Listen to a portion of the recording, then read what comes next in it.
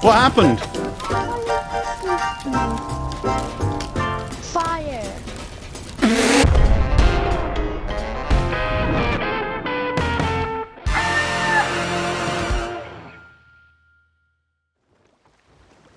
Hey, you beautiful buccaneers, Falcore here. So you've probably heard the news. Unless you've been living under a rock these past few weeks, Arena is finally closing its doors on March 10th for good. But that begs the question, what's going to happen to Arena Tavern in adventure mode?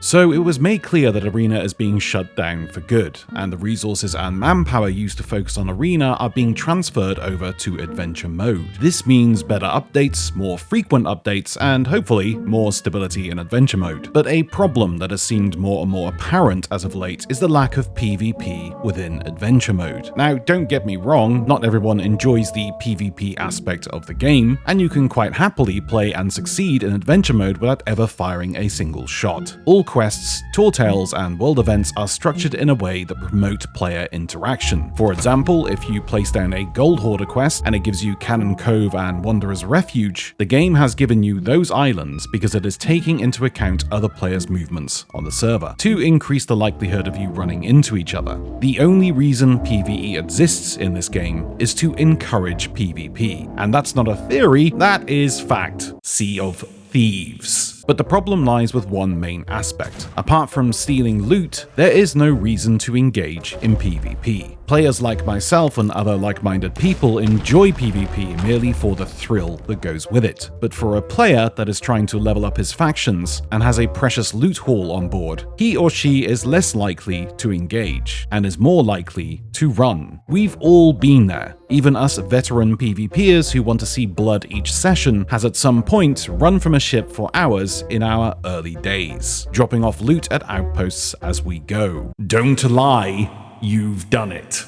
Updates in the game as of late have been promoting this playstyle, with shrines that put your loot in a safekeeping mermaid that only your crew can interact with, being able to bury treasure and then hide your map so other crews have no idea where you put your precious Athena, and generally nerfing and fixing world encounters to be a shadow of its former self. It has become very easy to get loot in this game since its initial release, and the result of which is a lot of new player crews stacked to the brim with loot, with no PvP experience, that turn and run at the slightest sign of danger. And I don't blame them, really. Give the player no incentive to engage, and there really is no reason for them to play ball. And this is where the main problem lies with adventure mode. Why would you risk losing all your loot to a pursuing ship when it's so easy to just run away from them? I mean, you could win the battle and save your loot, but what's the point in taking the risk when there is no mechanics in the game that supplement a loss? And this is where I think having a Sea Dog faction in adventure would come in great.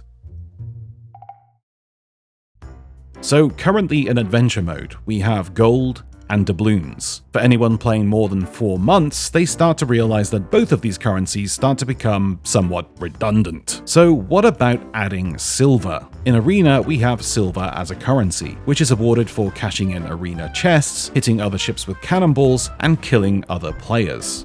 If silver was brought into adventure mode, it would have to change somewhat in how it is gifted to complement the organic nature of PvP within the game mode. If a player was to sink another vessel in adventure mode, he is then gifted a stash of silver coins. But on the flip side, the player who sunk would also receive a small stash of silver coins for merely taking part in the battle. Then, using this new currency, a new store is opened up by Aramanta at Sea Dog's Tavern, where exclusive cosmetics, titles, and outfits can be bought with this currency. The silver accumulated by sinking or being sunk would have to be somewhat a small percentage. Let's say to buy a new figurehead, it would set you back 1,000 silver coins. But every time you sink a player ship, you only get 10 coins. And if you're the person who was sunk by a player ship, you get 2 to 3 coins. The reason behind this small amount is that the process would be somewhat of a grind. Think of it more as an incentive to take part in PvP. Oh well, I lost the battle and my loot, but at least I'm 5 coins away from that new hull. This way, those who are good at PvP would be some of the first to get the new cosmetics, whilst those who are in training and would likely get better over time by encouraging the incentive would eventually get what they want. Add a Sea Dog's Emissary to the mix too, and the silver generated would have a multiplier in place that would affect both the ship with the flag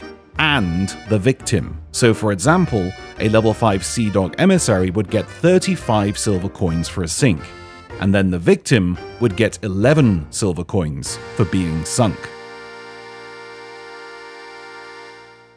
This way, seeing a full-grade Sea Dog on the server would give you an incentive to turn and fight, because even if you lost, you'll still get a nice stash of coins towards some shiny new cosmetics. The Sea Dog would be happy with his shining beacon of PvP, and the victims would be happy with their PvP action, and their new stash of coins. A system like this would encourage PvP in adventure mode, and allow newer players to not only practice their PvP skills, but also be compensated for the loss. Now, obviously, the numbers and percentages I use as an example would need some fine-tuning, but overall, I think a system like this could potentially work wonders. Let me know what you guys think in the comments below, and I'll see you all next time.